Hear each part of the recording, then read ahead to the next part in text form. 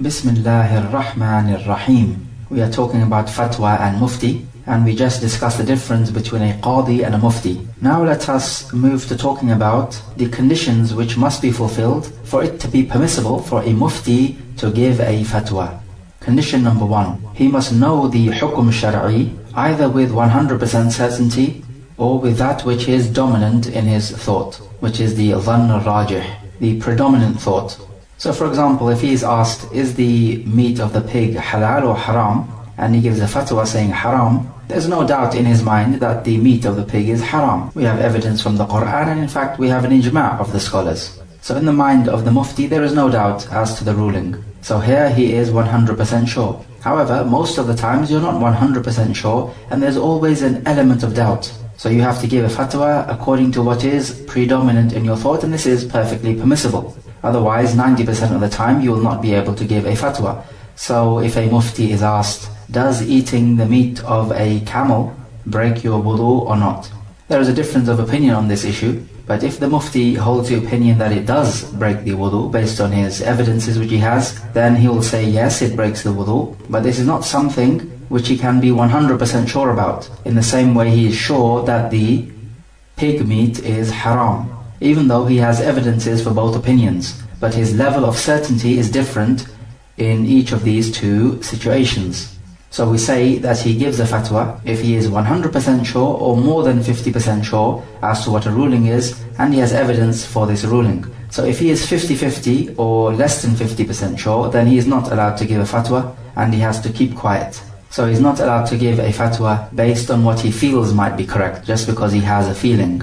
Because the Sharia is not based on the feelings of anyone, it is based on the text. And you will remember right at the beginning of this presentation, we talked about the different levels of certainty, and we said that when you have 100% certainty, then this is al-ilm, which is translated to knowledge. And dhann is when you think one opinion is more likely to be correct than another opinion. And then you have shak, then you have wahm, and then you have al-jahl. And we divided al-jahl up into two types. Somebody may ask, is it not true that Allah Jalla wa Ala speaks ill of those people who base their ideas on al-dhann? In Surah Al-Najm, for example, he talks about the mushrikeen, saying about them, وَمَا لَهُمْ بِهِ مِنْ عِلْمٍ إِن يَتَّبِعُونَ إِلَّا الظَّنَّ وَإِنَّ الظَّنَّ لَا يُغْنِي مِنَ الْحَقِّ شَيْئًا. They do not have any knowledge of it, they only follow al-dhann. And al-dhann cannot be a substitute for the truth. So basically he's saying that your dhann is not good enough to guide you. However, we say that the dhann which Allah Jalla wa Ala is rebuking here is the dhann which is based upon kufr. It is not the dhann of the mufti which is based upon his ijtihad from the Quran and the Sunnah. And there is a great difference. So we can say dhann therefore is of two types. One is the dhann of the mufti based upon his ijtihad, which is again based upon the Quran and the Sunnah. And the other type of dhann from the mushrikeen, which is not based upon the text of the Quran and the Sunnah, and it is just merely lies which they have invented, or their forefathers have invented, and they are simply carrying them on. So we say that as for the one who searches the adillah, and after searching he is not able to arrive at the level of certainty, but rather the best he can muster is to arrive at a dhann, then we say that Allah Jalla wa Ala does not burden a soul more than it can bear. As he says, لا يكلف الله نفسا إلا وسعها. And also Allah Jalla wa Ala says, فَاتَّقُوا اللَّهَ مَا اسْتَطَعْتُمْ. Fear Allah as much as you are able to. And if the best you can muster was a dhann after having researched the adillah, then this is the best you can muster. And you have done your job and obeyed the instructions of Allah to fear Him as much as possible. And we also know from the hadith in the Sahih that Ammar ibn Yasir was on a journey and he became in a state of janaba and he did not have any water and the prayer time came. So how does he make purity? He made ijtihad and he rolled around on the earth just like an animal rolls around, as he states. Then when he came to the Prophet afterwards and told him about what had happened, the Prophet ﷺ did not rebuke him, even though Ammar did something which was wrong. You clearly do not roll around on the sand or the earth and attain purity thereby. And neither did the Prophet order Ammar to repeat the prayer which he made after purifying himself in that way in which he purified. Rather, all the Prophet did was to tell him the correct method of at-tayammum. So the reason why Ammar was not rebuked, nor the Prophet told him to repeat the prayer, is because he made ijtihad, and it happened to be wrong, but he did the best that he could do in that particular situation. And so his ignorance therefore was an excuse. And because the timing of the prayer had passed, obviously, he did not need to make up for the prayer. In the same way, the Prophet ﷺ did not order the musi, the one who prayed the prayer badly, to make up for all those prayers which he prayed badly. He just told him to make up this present prayer. And of course the hadith is well known. So even if we have a massive scholar and somebody comes to him and asks him a question, if the scholar is not either 100% sure or more than 50% sure of an issue, is he allowed to give a fatwa? We say even if he is the biggest scholar in the land, he's not allowed to give a fatwa. Because with the Prophet ﷺ, when he was asked something and he did not know the answer, he would keep quiet until the revelation came down to him. So if the Prophet kept quiet when he did not know the answer, then how about the rest of us? And also we must be wary not to fall into the trap of shaitan, because if you're asked something and you don't know the answer, you're not sure, the shaitan may whisper into you, don't just say I don't know. This person has come all this way to ask you a question, he has his hopes pinned on you, and you're just going to reject him and say I don't know, and he's going to go back empty-handed. How could you do this? At least give him some sort of answer so you can have something to go back with. So this type of whisper is from shaitan, no doubt. Why is this? Because the shaitan is tempting you to speak against Allah that which you have no knowledge. And Allah Jalla wa Ala says in the Quran, قُلْ إِنَّمَا حَرَّمَ رَبِّيَ الْفَوَاحِشَ مَا ظَهَرَ مِنْهَا وَمَا بَطَنَ. Say, my Lord has only made haram the fawahish, what appears thereof, and the hidden. وَالْإِثْمَ وَالْبَغْيَ بِغَيْرِ الْحَقِّ. And committing sin and transgression without due right. وَأَن تُشْرِكَ بِاللَّهِ مَا لَمْ يُنَزِّلْ بِهِ سُلْطَانًا. And that you associate with Allah what He has not sent down any evidence for. وَأَن تَقُولُوا عَلَى اللَّهِ مَا لَا تَعْلَمُونَ. And that you should speak against Allah what you have no knowledge of. Likewise He says, وَلَا تَقَفُ مَا لَيْسَ لَكَ بِهِ عِلْمٍ إِنَّ السَّمْعَ وَالْبَصَرَ وَالْفُؤَادَ كُلُّ أُولَٰئِكَ كَانَ عَنْهُ مَسْئُولًا. Do not follow that which you have no knowledge of. Verily your hearing, your vision and your heart, all of them will be questioned. And speaking against Allah, that which you have no knowledge of, is from the traits of the kuffar and the mushrikeen. As Allah Jalla wa Ala narrates to us, وَإِذَا فَعَلُوا فَاحِشَةً قَالُوا وَجَدْنَا عَلَيْهَا آبَاءَنَا وَاللَّهُ أَمَرَنَا بِهَا قُلْ إِنَّ اللَّهَ لَا يَأْمُرُ بِالْفَحْشَاءِ أَتَقُولُونَ عَلَى اللَّهِ مَا لَا تَعْلَمُونَ. And when they commit fahisha, which in this case was circumambulating the Kaaba naked, they say that we found our forefathers doing it, so we are just following their sunnah, and Allah ordered us to do so. Say, Allah does not order fahsha. Are you speaking against Allah that which you have no knowledge? So we find the mushrikeen are speaking against Allah that which they have no knowledge of. Allah never ordered them to make tawaf around the Kaaba in a naked state. Likewise He says, وَيَوْمَ الْقِيَامَةِ تَرَى الَّذِينَ كَذَبُوا عَلَى اللَّهِ وُجُوهُهُمْ مُسْوَدَّةٌ أَلَيْسَ فِي جَهَنَّمَ مَثْوًى لِلْمُتَكَبِّرِينَ. And on Yawm al-Qiyamah you will see the faces of those who lied against Allah blackened, blackened with grief. Is not Jahannam a fitting dwelling place for those who are proud? So He's talking about the kuffar here, and He's saying that they are the ones who lied against Allah. And so the shaitan wants you to copy this trait of speaking against Allah without due knowledge. Likewise He says, وَمَنْ أَظْلَمُ مِمَّنِ افْتَرَى عَلَى اللَّهِ كَذِبًا أَوْ قَالَ أُوحِيَ إِلَيَّ وَلَمْ يُوحَ إِلَيْهِ شَيْءٌ وَمَنْ قَالَ سَأُنْزِلُ مِثْلَ مَا أَنزَلَ اللَّهُ. And who is more of a transgressor than the one who fabricates a lie against Allah? Or he says, there has been revealed to me something, but nothing has been actually revealed to him. Or he says, I will send down the like of what Allah has sent down. وَلَوْ تَرَى إِذِ الظَّالِمُونَ فِي غَمَرَاتِ الْمَوْتِ وَالْمَلَائِكَةُ بَاسِطُوا أَيْدِيهِمْ أَخْرِجُوا أَنفُسَكُمْ. But if only you could see when the Zalimeen are in the throes of death, and the angels have extended their hands, saying to them, bring forth your souls, meaning take out your souls. اليوم تجزون عذاب الهون بما كنتم تقولون على الله غير الحق وكنتم عن آياته تستكبرون. Today you will be recompensed with a punishment of humiliation because of the lies you used to utter against Allah which were not true, and because you used to turn away in pride from our ayat. And it is a well-known statement amongst the ulama that whoever says, La adri, I do not know, then he has answered the question. So if somebody asks you a question and you tell him, I don't know, then this is a perfectly good answer. And then the second condition is that the mufti needs to be able to visualize and understand the issue properly. Which means that if he does not visualize and understand the issue properly, then he needs to ask the questioner for more detail. So if, for example, somebody comes up to him and asks him that a man died, and he left behind a daughter, a brother, and a full paternal uncle. Full paternal uncle, of course, means the brother of your dad who shares the same parents as your dad. So both parents are the same. So basically, he's the full brother of your dad. So in a situation like this, the mufti may well inquire that this brother which the man left behind, is this brother a full brother or a half brother? If it turns out that this brother is the half-brother from the mother, then the shares of inheritance will be that the daughter receives a half and the rest goes to the full paternal uncle.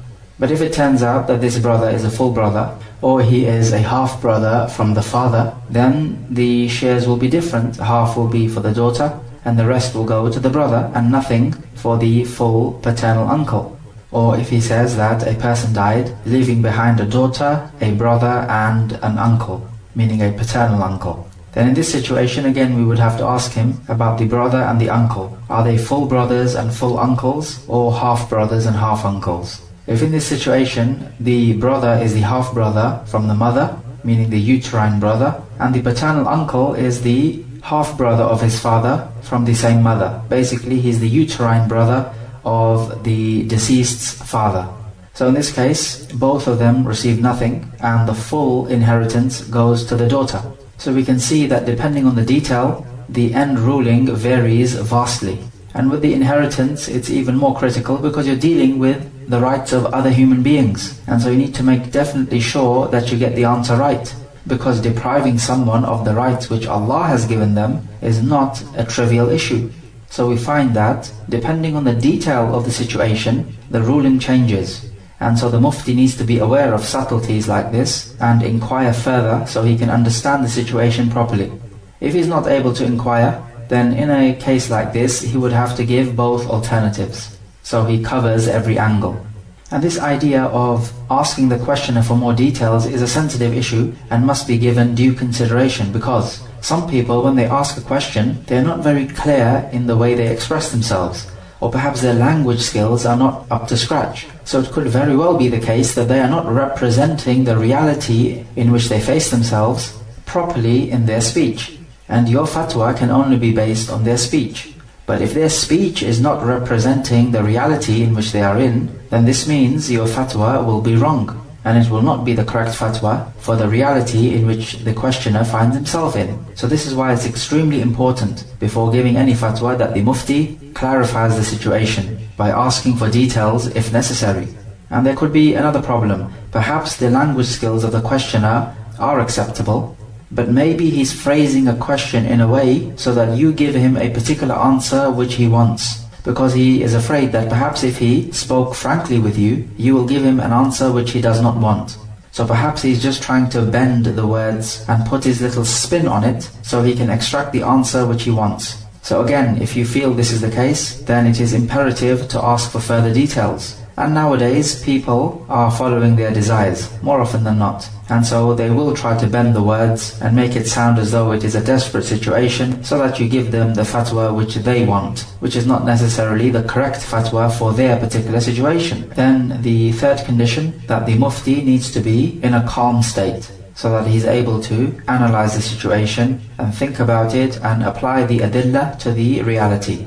And the reason for this should be obvious, because if you are in a disturbed state, then this will affect your judgment, which in turn will affect the fatwa. So if, for example, the mufti is very sad or very happy and joyous, or he's very angry or depressed, or perhaps he's just too hot or too cold, or perhaps he's very thirsty or hungry, or maybe he needs to relieve himself, or just anything which will disturb his thought, then in a case like this, he is not to give a fatwa.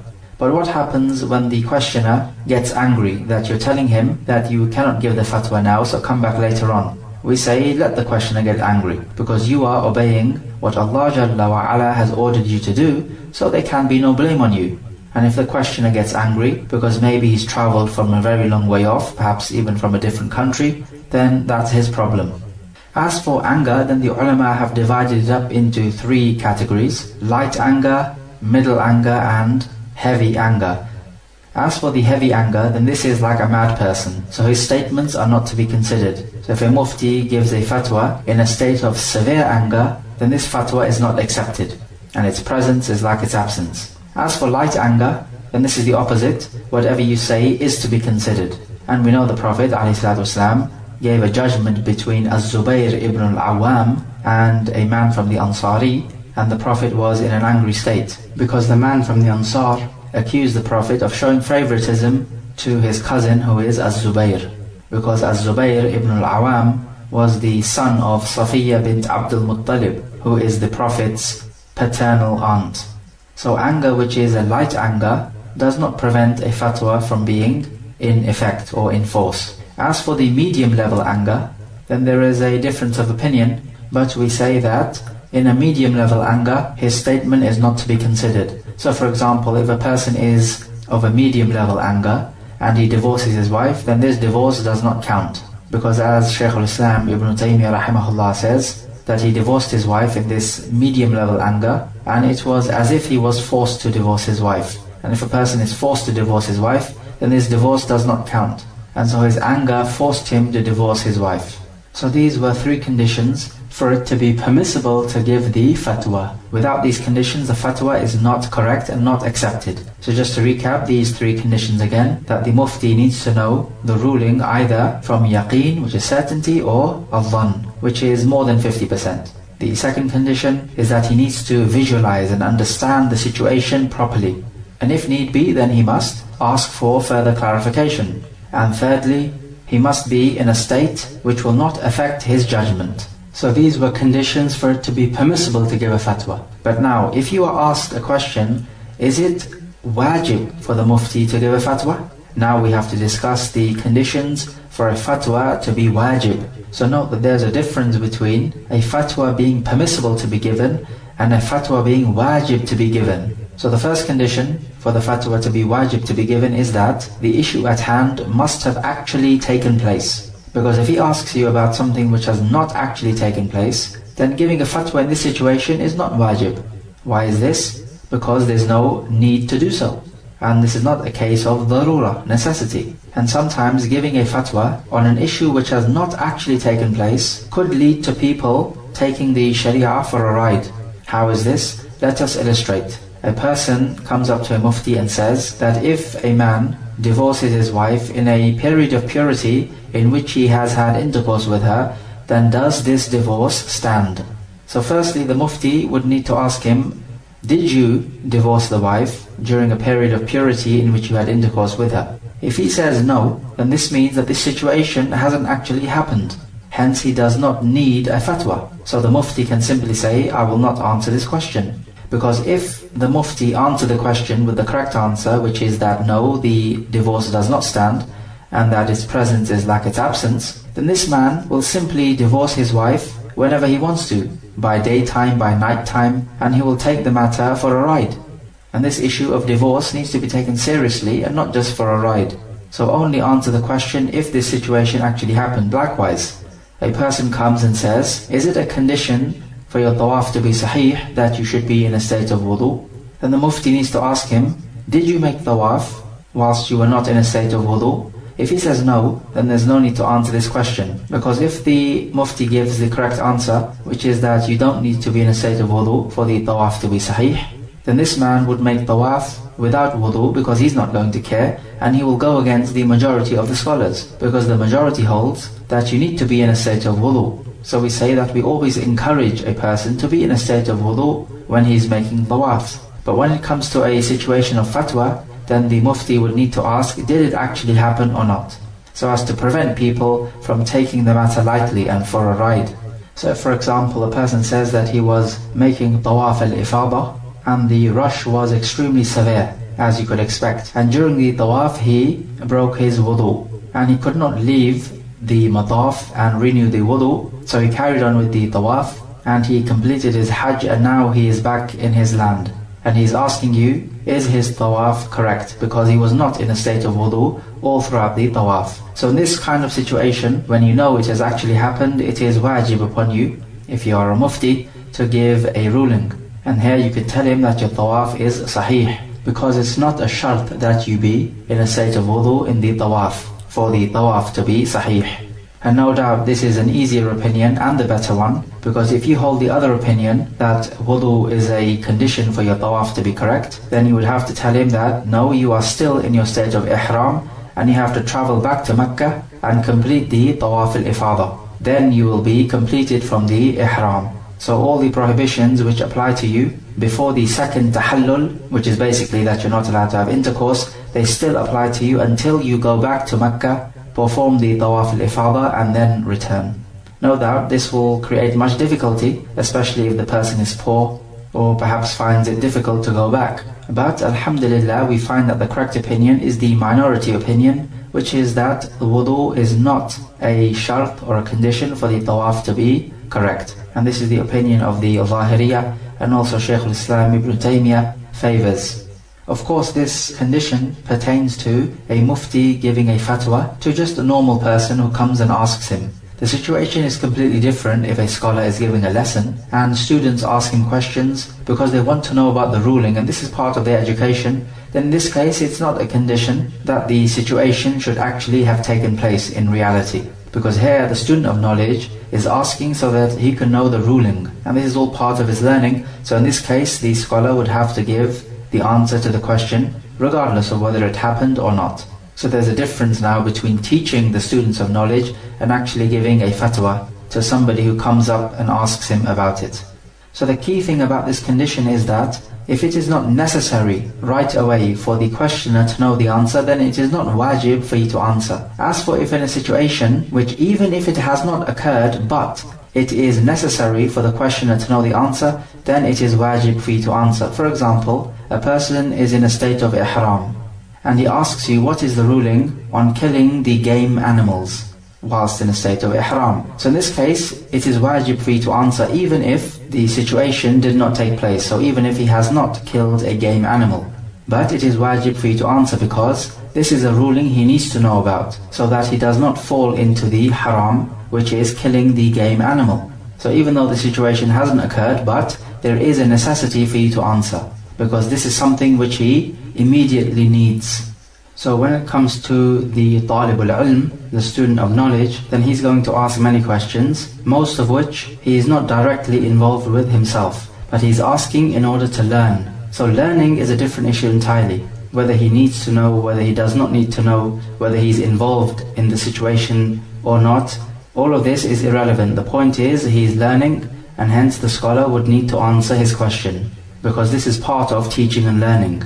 The second condition is that you need to know that the questioner does not have an evil intention, because if you know that the questioner has an evil intention, then it is not wajib to give a fatwa. What do we mean by evil intention? He could be asking just to argue with you, or just to show that you do not have as much knowledge as people may think you have. Or perhaps he is seeking the easiest of the fatwa, so he asks you because he thinks that you will give him the easy fatwa, which is more in accordance with his desires. So if you know that he has an evil intention, you do not need to answer, regardless of whether he is in need of this answer or not. Because with some people you could answer the question and he would ask you, what's the evidence? And you give him the evidence, and you give him why this is an evidence, and then he will come back at you and say, no, but this evidence could also mean such and such. It doesn't have to mean what you are saying. And he will come up with all different types of arguments. So this is a type of person, you know that you have given him an answer which he does not want, or perhaps he just wants to be argumentative and expose to the people that you do not have knowledge on a particular issue.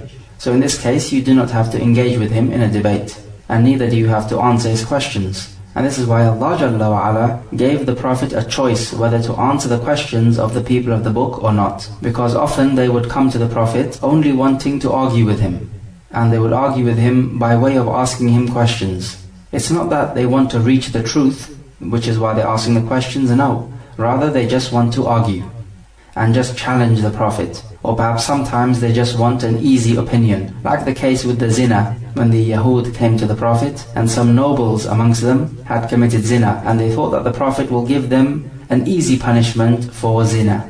And that particular episode is famous when the Yahudi put his hand on the ayah which talked about stoning the adulterer to death, and Abdullah ibn Salam exposed them.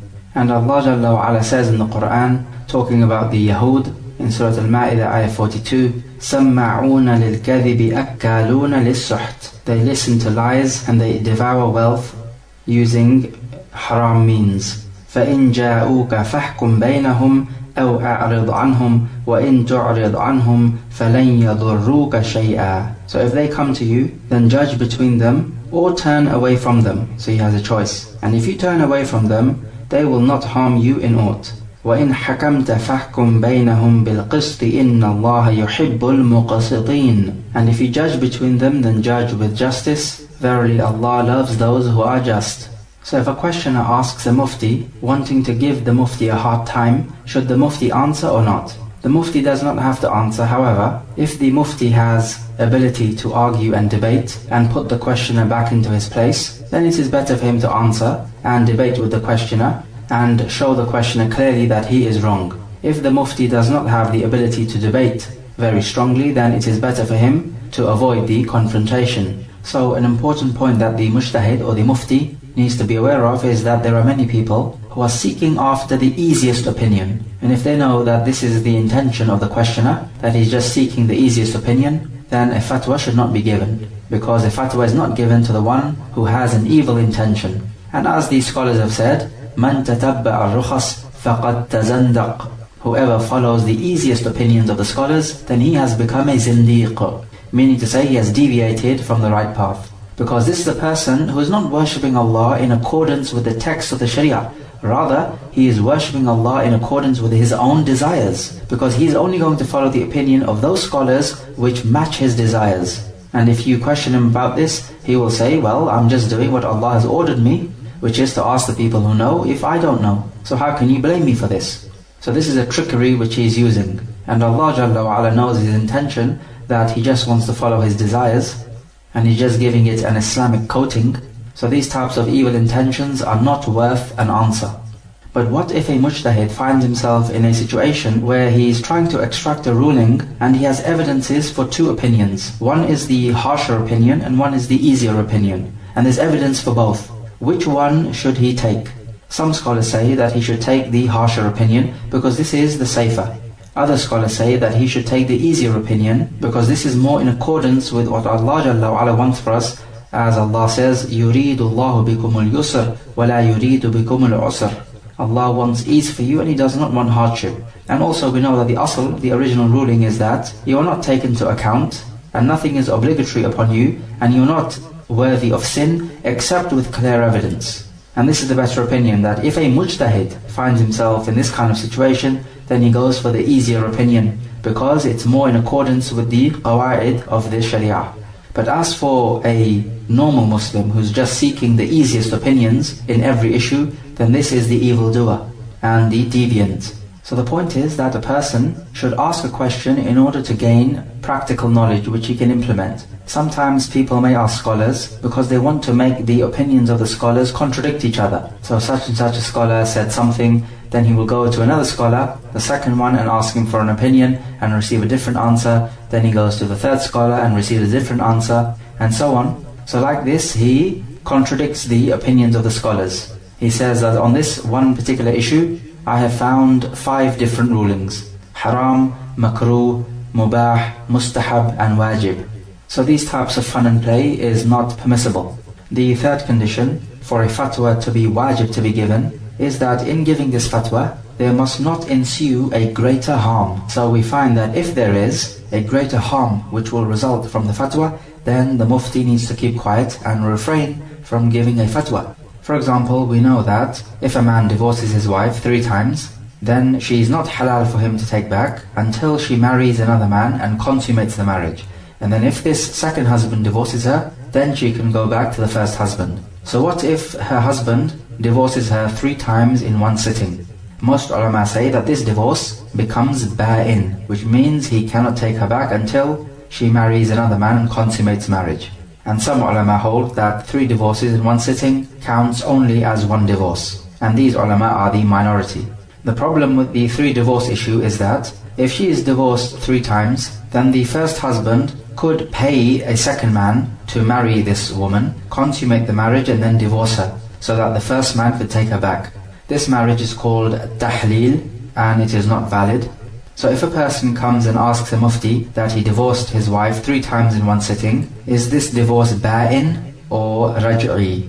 So can he take her back or not? If the mufti knows that if he was to give the fatwa in accordance with the majority opinion, which happens to be his opinion, and it is that he is not allowed to take her back, then the mufti may think that it is possible that this man may go for the tahleel. So if the mufti thinks this is going to be the case, because he has certain indications, then he should refrain from giving this opinion, that 3 divorces in one sitting counts as 3 separate divorces.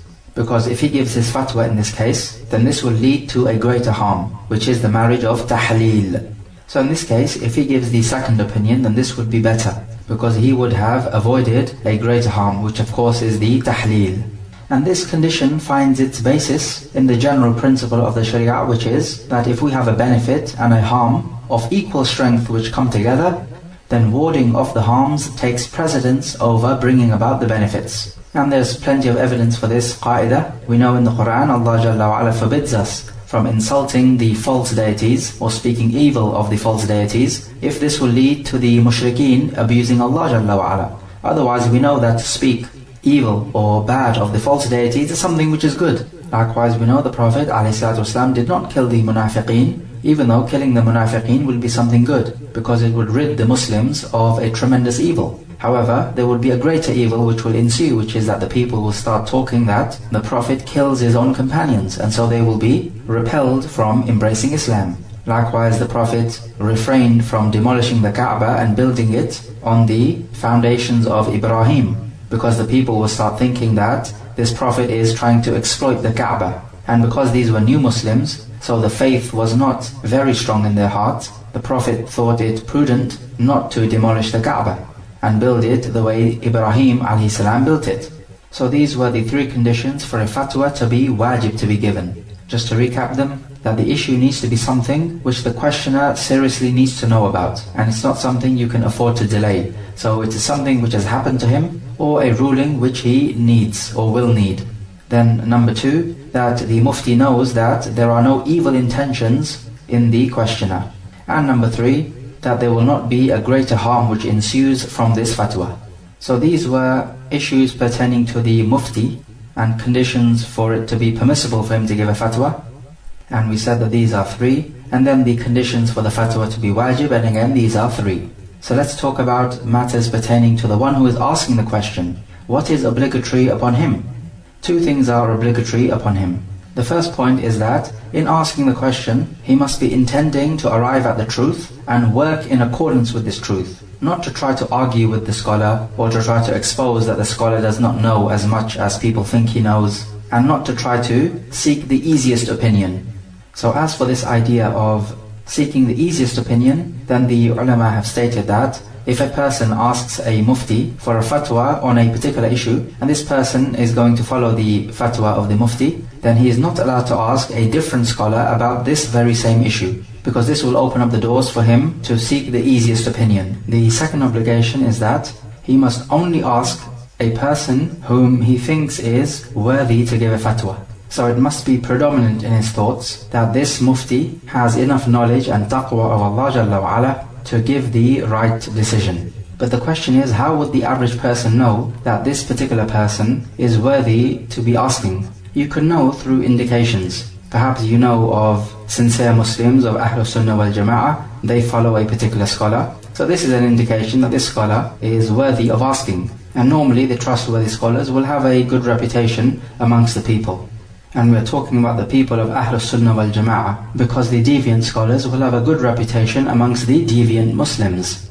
And so we find that scholars are of 3 types. One type is the scholar of the state, and he's going to give any fatwa which will please the corrupt desires of the ruler. So for example, the ruler might want riba to run in the country, and so the scholar will try to look at the text and extract a ruling that riba is halal. So he would say that riba is of two types. The first riba is when you exploit another person, and the other type of riba is when you invest money, like in banks. So he says that the riba is only haram because it is dhulm.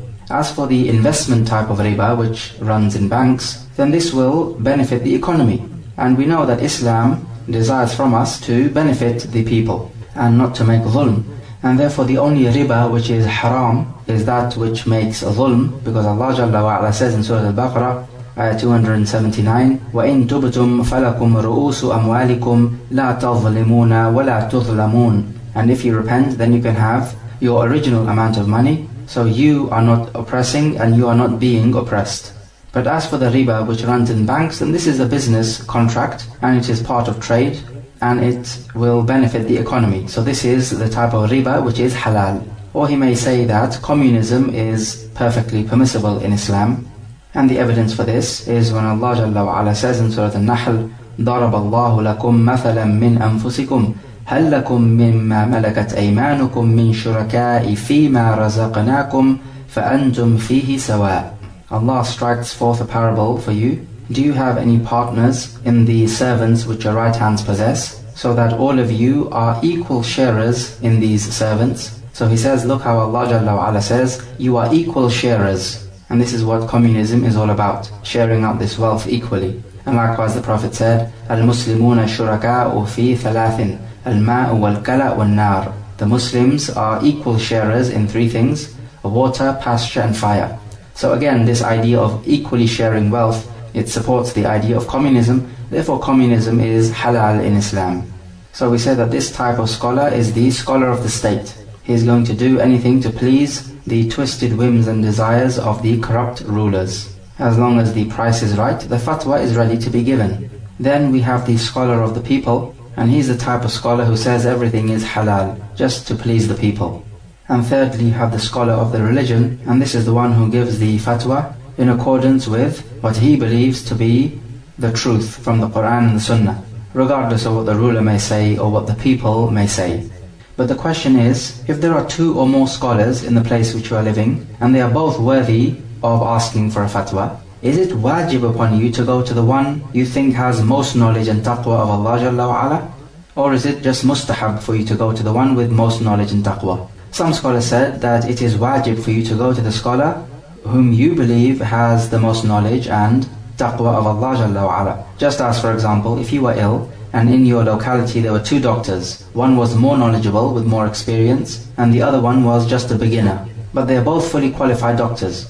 Which one would you go to? Of course, everyone will go to the one with more experience. So if this is the case with your physical illness, then how about the cure for your deen? This should be even more so the case, that you go to the scholar with more knowledge and experience and taqwa of Allah Jalla wa Ala.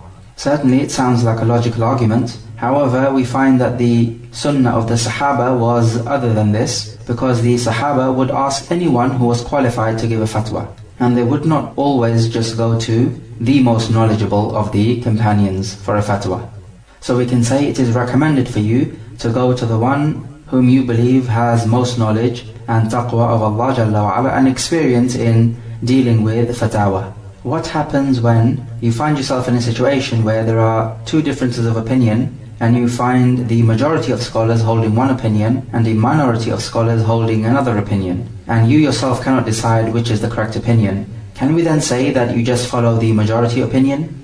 The answer is yes. If you yourself cannot decide which is the stronger opinion based on the evidences, then in this case it is better for you to follow the majority opinion, because in most cases the majority opinion will be the correct one. And it's the same thing with the grading of the hadith. You have one hadith, and some scholars have graded it to be weak, and other scholars have graded it to be sahih. So which is it then, da'if or sahih? You look at what most of the muhaddithin are saying about this hadith, and this is likely to be the correct opinion. Now let's move on to the next section, which is al-ijtihad. First of all, in the language, al-ijtihad means to expend your effort in order to achieve something which is difficult to achieve. So for example, carrying a bag which contains one book. This is not ijtihad, because this matter is light and it is not heavy. so therefore it is easy to carry this bag. However, trying to carry a big boulder, this is ijtihad, because a big boulder is heavy and it requires much strength. In the technical term of Usoolul Fiqh, al-ijtihad is to expend your effort in order to arrive at a hukm shar'i. So therefore, the one who reads a book of fiqh and he learns a shar'i ruling from this book, is he a mujtahid? The answer is no, he's not a mujtahid, because he himself did not extract this ruling first hand from the text of the Quran and Sunnah. So this person is merely a muqallid, one who is simply copying the opinion of the scholar who wrote the book. So now let's talk about the conditions which must be met before a person could make ijtihad. Condition number 1, that this person needs to know the resources he needs to make ijtihad, whether it be the ayat of the Quran, the ahadith or other rulings in the sharia. So if he wants to make an ijtihad in a hukm shar'i, then he needs to have knowledge of the ayat which talk about ahkam and the ahadith which talk about ahkam. So this does not include those evidences which may talk about the aqidah. For example, those evidences talking about yawm al-akhir or the life in the barzakh and things like this, because this is not pertaining to the hukm shar'i in this world. But rather what he needs and what he is concerned with are those evidences pertaining to the ahkam or fiqh. Second condition, he needs to have knowledge of mustalah al-hadith. So how to know when a hadith is sahih or da'if, and to have knowledge of the asanid, which is the plural of isnad of the hadith, and also the men in the chain of narrators, and other aspects pertaining to mustalah al-hadith. And this condition is important because he needs to make sure that he does not take his evidence from weak ahadith, or perhaps even reject authentic ahadith. So this knowledge of the grading of hadith and also the men in the chain of narrators in the hadith has been preserved, walhamdulillah, and ulama have written books about the men in the chain of narrators and also the mustalah al-hadith aspect. So when it comes to the chain of narration, then there are many questions that need to be asked. Are the men in the chain all trustworthy? If they are, did they all meet each other? And if it appears that they met each other, are there any hidden defects which are called al-ilal? And if this seems to be okay, then does this hadith contradict a hadith which is more authentic than it, thus rendering this hadith to be shadh, and the other one, the more authentic one, to be mahfuz. And this is all part of mustalah al-hadith. And the third condition, he needs to know from the sharia what is nasikh and mansukh, and he also needs to know the places in which there are ijma', because he does not want to give a fatwa which goes against the ijma'. And neither does he want to use an evidence which is abrogated to extract rulings. So this basically means that he needs to have knowledge of the differences of opinion amongst the madhahib, and where they differ and where they agree. So a mujtahid clearly needs to be someone who is widely read. Condition number 4, that he needs to know about those aspects from the evidences which could change a ruling. So for example, at-takhsis and at-taqyid and things like this which we spoke about. And this could be because maybe he comes across a general evidence, so he takes from the generality and gives a ruling. So if he does not know about this aspect of takhsis, then his ruling will be wrong, because maybe there is something which makes an exception to the general rule. And this is an idea, of course, which we spoke about before. So for example, if he comes across the hadith, in whatever the sky waters you have to give a tenth, then he may give a fatwa that everything which comes out of the ground from your crops, which is watered by the sky, you have to give a tenth in zakah. And this is clearly wrong, because we know we have a mukhassis in this situation, which is, as we stated before, anything less than 5 awsuq, there is no sadaqah on this. Likewise with the situation of taqyid, a person making dhihar has to free a slave. So he may give the fatwa that a person making dhihar can free any slave. But we know there is a taqyid made to this, and it needs to be a believing slave. So this idea of takhsis and taqyid is important for a mujtahid to know about. And the fifth condition, which is linked to the fourth, is that he needs to know how to tell whether a word is am or it is mutlaq, and he needs to be able to identify the mujmal and mubayyan and the zahir, muawwal and the nas, and all these different types of categories which we spoke about, because all of this has an effect on the ruling which he is going to extract. And the sixth and final condition, and this is the crux of the matter really, is that he needs to have the ability to extract rulings directly from the adillah, which is the evidences. And in this field, people vary greatly, because you could have one hadith and one scholar could extract a few fawaid from this hadith, meaning points of benefit, And then along comes a second scholar and he's able to extract hundreds of fawaid, because he can see things which the other scholar cannot see in the hadith. And this is an ability which, if Allah Jalla wa Ala grants you, then certainly it is a great blessing. And may Allah Jalla wa Ala grant us this ability to extract fawaid from the evidences of the Quran and the authentic ahadith. Now we move on to another issue about ijtihad, is it possible for a person to be a mujtahid in a certain issue in fiqh? So for example, he's a mujtahid when it comes to issues of tahara, or the topic of tahara. But he's not a mujtahid when it comes to the topic of hajj, for example, or any other topic. The answer is yes, a person could be a mujtahid in the topic of tahara and not a mujtahid in other topics, and this is possible. So for example, on the topic of tahara, he looks at all the evidences that are available to him, and he looks at the kalam of the ulama and the different madhahib and the opinions, and then he develops the ability to be able to extract the rulings himself and judge which is the correct opinion in the issues pertaining to tahara. So we say on the topic of tahara he is a mujtahid, but he's not an absolute mujtahid, meaning a mujtahid in all the topics. So we say yes, it's possible for you to be a mujtahid in one topic but not others. So now we ask the question, what is obligatory upon the mujtahid? And the answer is, what is obligatory upon him is to expend all his effort to arrive at the truth. This is the bottom line. Now after expending all his efforts, he may well arrive at the truth, but he may not arrive at the truth, and he may get the ruling wrong. But we say the good news is that either way he is rewarded.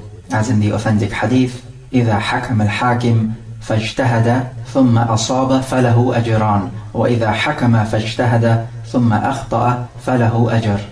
When a hakim, a judge, makes a ruling and he makes ijtihad and he arrives at the correct ruling, then he has two rewards. Meaning to say, one for his ijtihad and one for getting the answer correct. And if he makes a judgment and makes ijtihad and gets the ruling wrong, then he has one reward.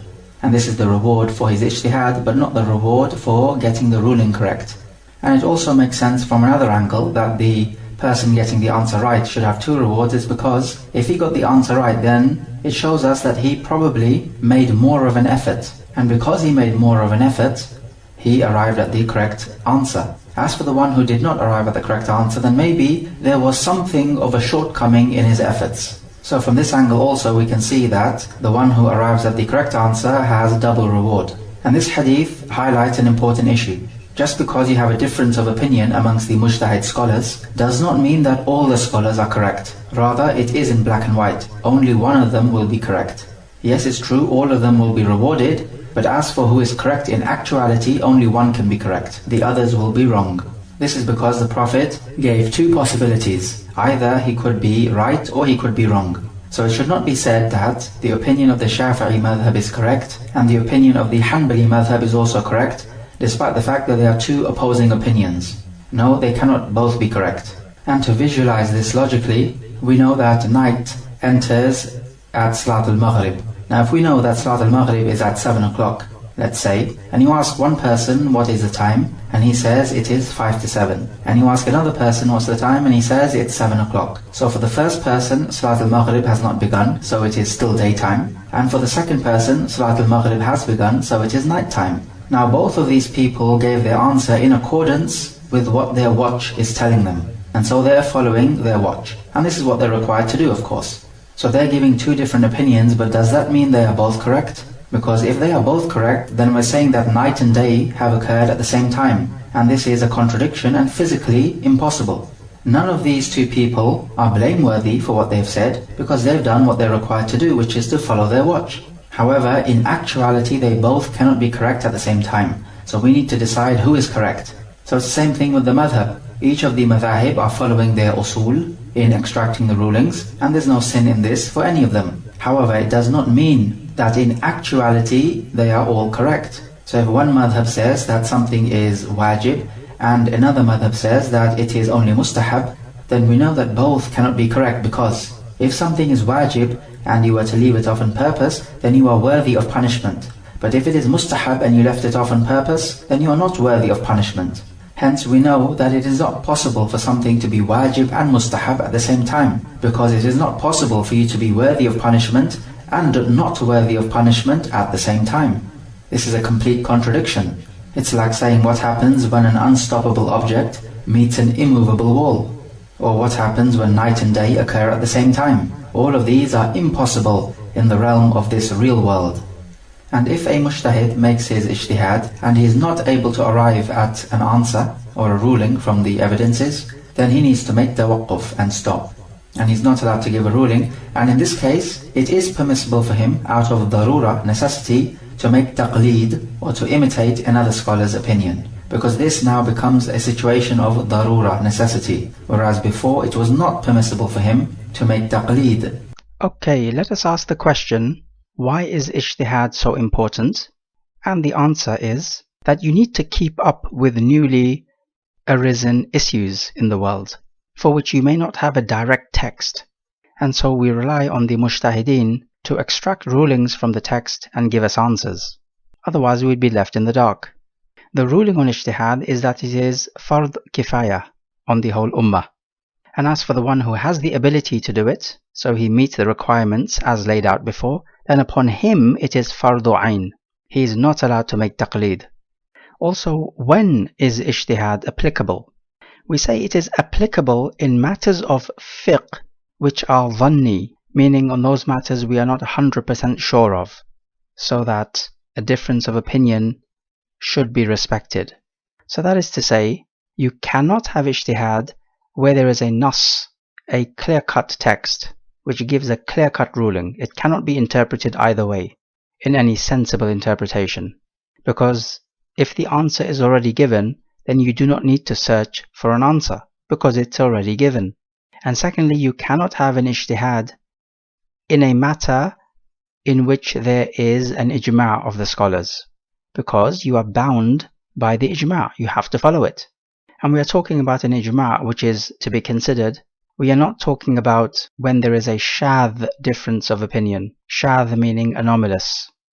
An opinion which is shadh is an opinion which opposes three things. One, a nas which is sahih, sarih, la mu'arida lah. It is authentic and clear-cut in its meaning. You cannot interpret it this way or that way. And there is no opposing text to it, because you could have two clear-cut texts which oppose each other. Secondly, this opinion opposes an ijma', thus rendering it shadh. And thirdly, this opinion opposes a qiyasun jali, thus rendering it shadh. And we spoke about qiyasun jali before. So if an opinion opposes these three matters, then it is shadh, and its presence is like its absence. A good example here would be those scholars who say that musical instruments are allowed. This opinion is shadh. So just to sum up, there is no ijtihad when we have a nas nor an ijma'. Note that when we talk about a nas, a clear-cut text, we are assuming that it is authentic, of course. The mujtahid himself needs to be Muslim, mukallaf and adil. So that will be the condition for the mujtahid himself, the person himself. This person could be a male or a female, that does not make a difference. Also, with the issue of a person being a mujtahid on a particular matter, let's say tahara, and not on other matters, then a good opinion that can be followed here is that he can be a mujtahid in a particular field, let's say tahara, as long as it is not a newly arisen matter pertaining to tahara. So he can be a mujtahid on those matters on which the scholars have already spoken about, and he can pick the weightier opinion. But as for a newly arisen matter, then such a person cannot make ijtihad. So ijtihad on a newly arisen matter needs to be made by somebody who is a total and complete mujtahid. Because a person who is part mujtahid, meaning on a particular matter only, does not have the full capabilities of extracting a ruling from the text. Another question, does a mujtahid have to renew his ijtihad, or can he rely on his previous ruling? For example, he's asked a question and he makes ijtihad and gives the answer. 1 year later he is asked the same question, maybe from another person. Does he rely on the ruling he gave 1 year ago? We say in answer to this, if he remembers how he arrived at that ruling, then he does not need to renew his ijtihad. But if he forgot how he arrived at that ruling, then he needs to renew his ijtihad, because one needs to know why the ruling is what it is. In other words, why are you answering the way you are answering? You need to know that. So if he's forgotten it, he has to renew his ijtihad. Let us ask a final question. Does one ijtihad undo the previous ijtihad? So if he makes ijtihad on a matter, and then 1 year later, let's say, he changes his ijtihad, does this mean that the first ijtihad is undone and it does not count? The answer is no, because for all we know, his first ijtihad may have been the correct one, and his second ijtihad may have been the wrong one. In fact, this is exactly what happened with Umar ibn al-Khattab in the inheritance matter of al-Himariyah. He gave the correct ruling first time round, then when he was confronted with the same issue the second time round, he changed his ijtihad and ended up giving the wrong ruling. People began to plead with him, and that adversely affected his judgment. However, we say that the first ijtihad is undone if the first ijtihad directly opposed a clear-cut text or an ijma'. Because if you oppose a clear-cut text or an ijma', then this ijtihad is absolutely fasid. And if a scholar makes such a fasid ijtihad, then he absolutely must inform those people that this ijtihad is fasid and he has changed his mind. That is an amana, it's a trust on the scholar. And with this, let us move on to the final chapter, which is at-taqleed. First of all, the lexical meaning. At-taqleed comes from the word qilada, which means a necklace. And so taqleed means to put a necklace on, or it could mean to put anything around your neck. It doesn't have to be a necklace, it could be a shackle or a collar. Basically, just something around your neck. In the Sharia technical terminology, it is to follow a person whose statement is not an evidence in the Sharia. So when we say follow a person, it could mean either follow his statements or follow his actions. So taqleed could happen when you follow his statements which he gives or his actions which he performs.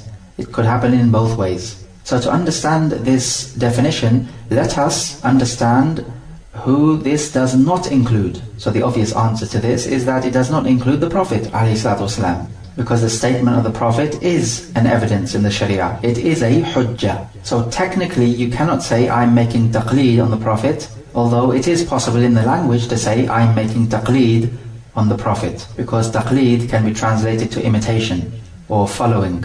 But in the technical sense of Usoolul Fiqh, it's not possible to make taqleed on the Prophet. So as for if you have an opinion or a ruling which is based upon dalil from the Quran or the Sunnah, then this is not taqleed. Because here you are not following the opinion of any ordinary man, but rather you are following the statement of Allah or the Messenger. And this cannot be taqleed. And Ibn al-Qayyim rahimahullah said in his poem An-Nuniyya, وَالْعِلْمُ مَعْرِفَةُ الْهُدَى بِدَلِيلِهِ مَا ذَاكَ وَالتَّقْلِيدُ يَسْتَوِيَانِ. That knowledge is knowing the guidance with its evidence. That and taqleed are not equal. So taqleed therefore is knowing the ruling without the dalil. This also does not include the ijma' of the scholars, because like we said before, the ijma' is an evidence in and of itself. So again, you cannot say I am making taqleed on the ijma' of the scholars. This is in the technical sense, of course, but in the language it does make sense to say I am making taqleed on the ijma' of the scholars. And this also does not include the statement of a sahabi. And we spoke about this issue before. Can the statement of a sahabi be taken as an evidence in the Sharia or not? And we said yes, it can, but with conditions. So upon these conditions, the statement of a sahabi is an evidence in the Sharia. Hence, following this statement is not called taqleed in the technical sense. As for those scholars who say that the statement of the sahabi is not a hujjah, then they will say yes, it is possible to make taqleed on a sahabi, because his statement is not a hujjah upon that opinion. So now we ask the question, when is taqleed made? Two occasions. Firstly, a normal Muslim who is not able to extract rulings from the evidences, then it is wajib upon him to follow a trustworthy scholar. And the evidence for this is the famous ayah in the Quran, فَاسْأَلُوا أَهْلَ الذِّكْرِ إِن كُنْتُمْ لَا تَعْلَمُونَ.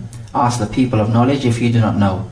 And the whole point about asking them is that you act in accordance with what they tell you.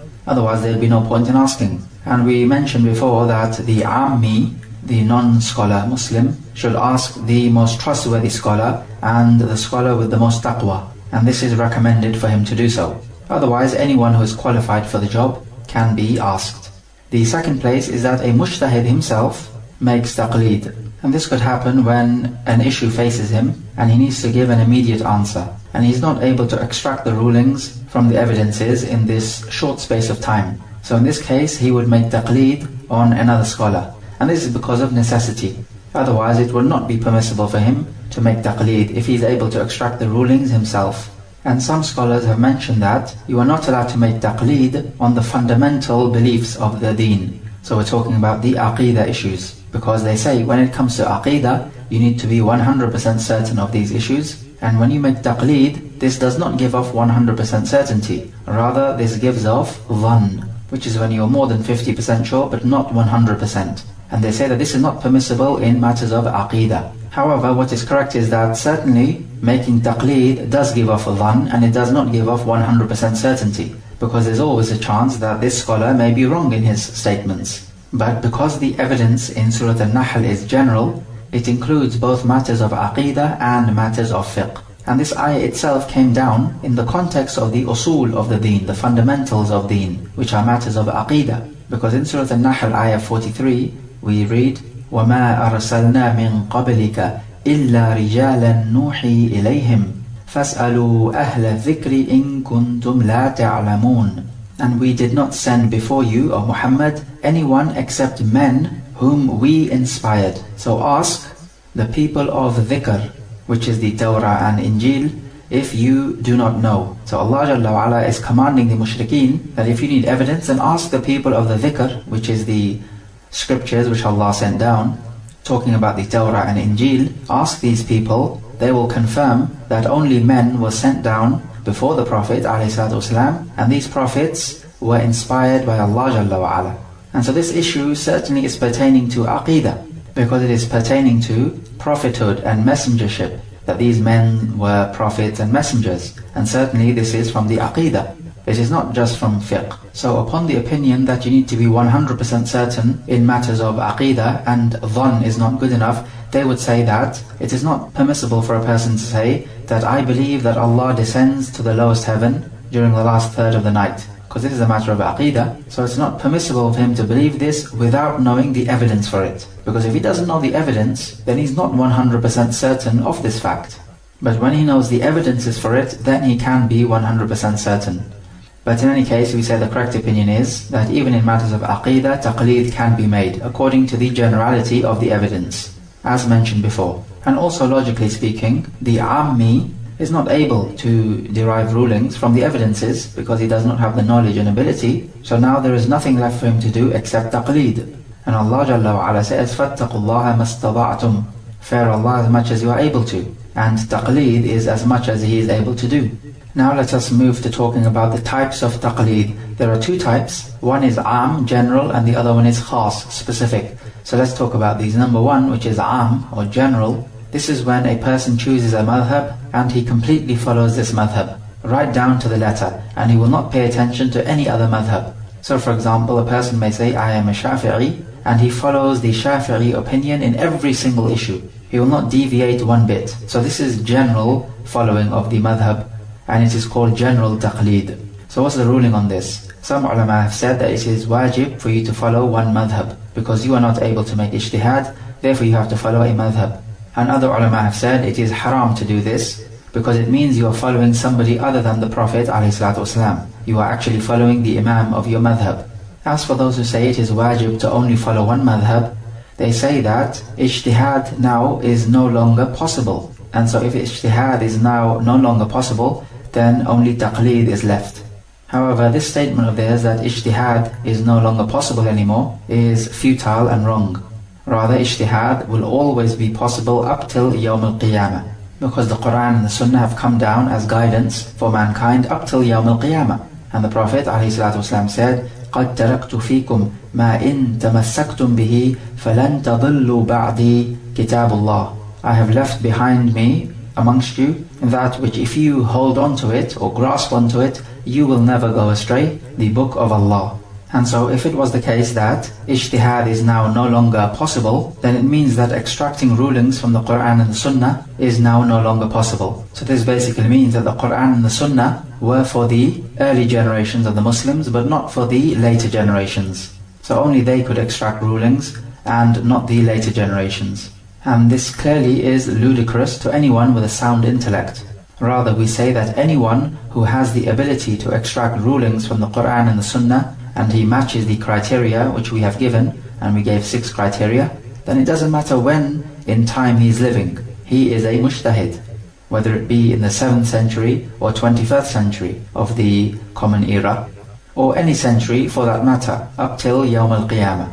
If he has the ability to make ijtihad, then he has the ability to make ijtihad.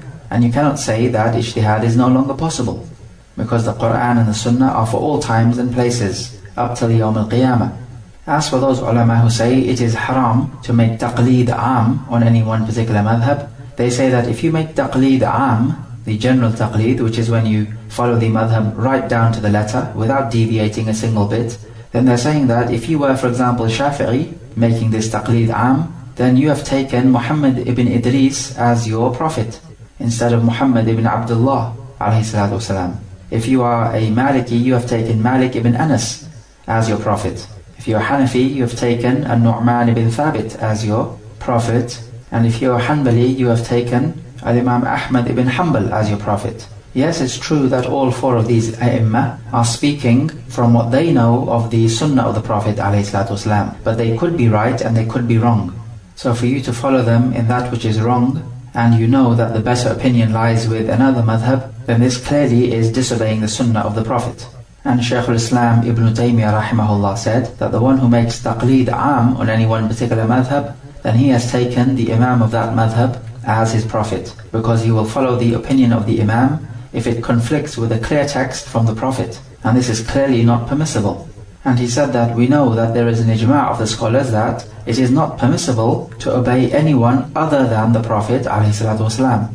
And what we say is what is wajib upon the one making taqleed on a particular madhab is that in and of itself taqleed is not haram, as we have pointed out before, but if he sees that another madhab has better evidence than his madhab, and he feels that the other madhab is correct on this particular issue, then it is obligatory upon him to accept the opinion of that other madhab, and not to stubbornly cling hold of his madhab.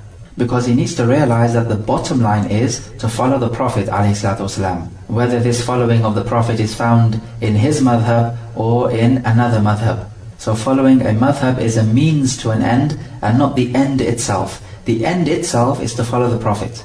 Or for example, he may not be able to distinguish between the evidences because he doesn't have the ability. But perhaps he feels that Shaykh number 1 is more knowledgeable and fearful of Allah Jalla wa Ala on a particular issue than Shaykh number 2.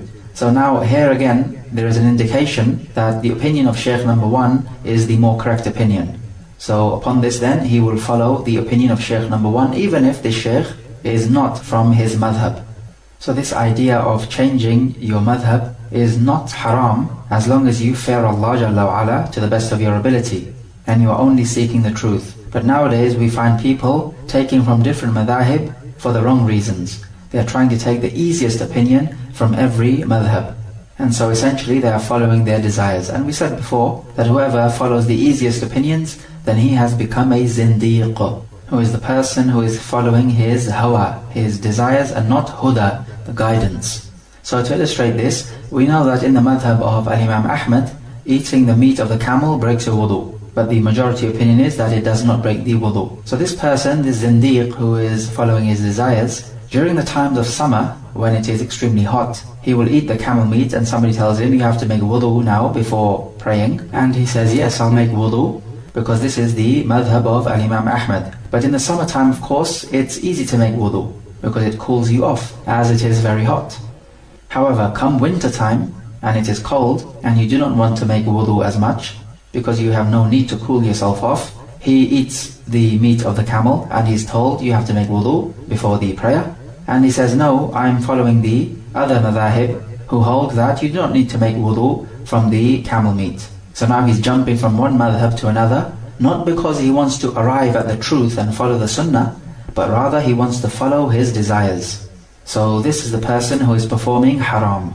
And it must be noted that all of the A'imma encourage their followers to follow the hadith, even if it contradicts their own statement. And the second type of taqleed is the taqleed khas. And this is when you make taqleed on a certain situation.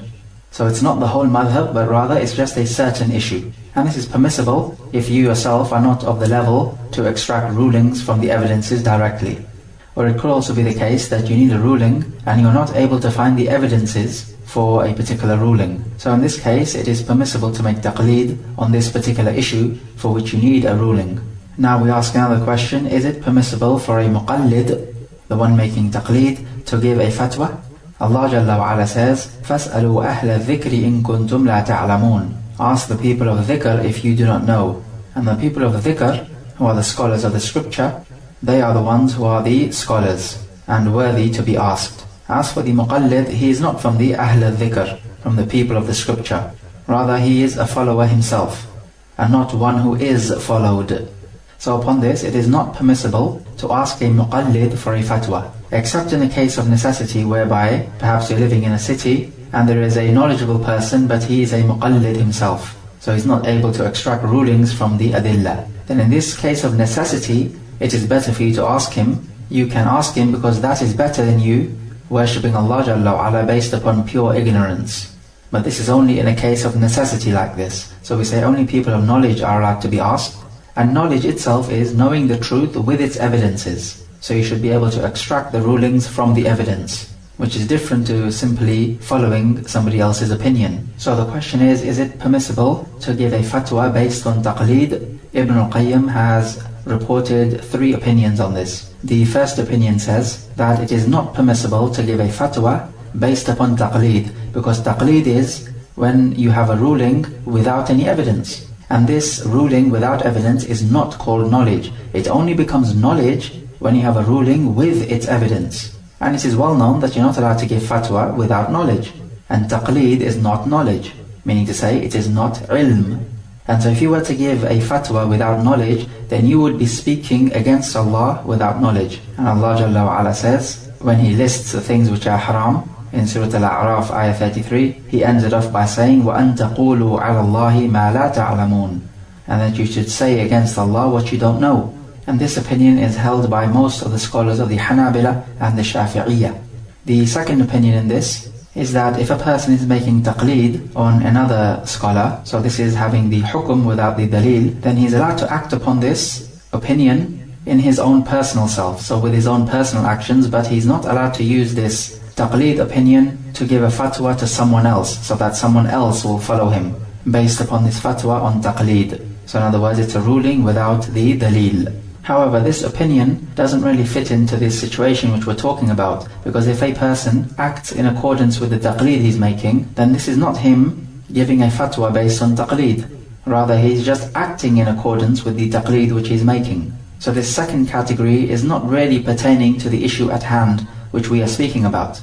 And the third opinion which Ibn al-Qayyim quoted is that it is permissible to give a fatwa based on taqleed if there is a need to do so and there is no mujtahid imam available. So in this situation we have a muqallid and he wants to know a ruling, and there's no scholar available who could give him the ruling with the evidence. So this muqallid goes to another muqallid to ask him for this ruling which he needs, and this muqallid gives him a fatwa based on taqleed. So he just gives him the ruling but without any evidence. So this is permissible if there is a need for this and you cannot find anyone who will give him the ruling based on the evidence. And we say this is permissible because it is better than just acting on pure ignorance. And in those circumstances, it's the best which that muqallid could do. And we say this is the better opinion, and the opinion which we can work with. Let us end this presentation with some review questions. Question number 1.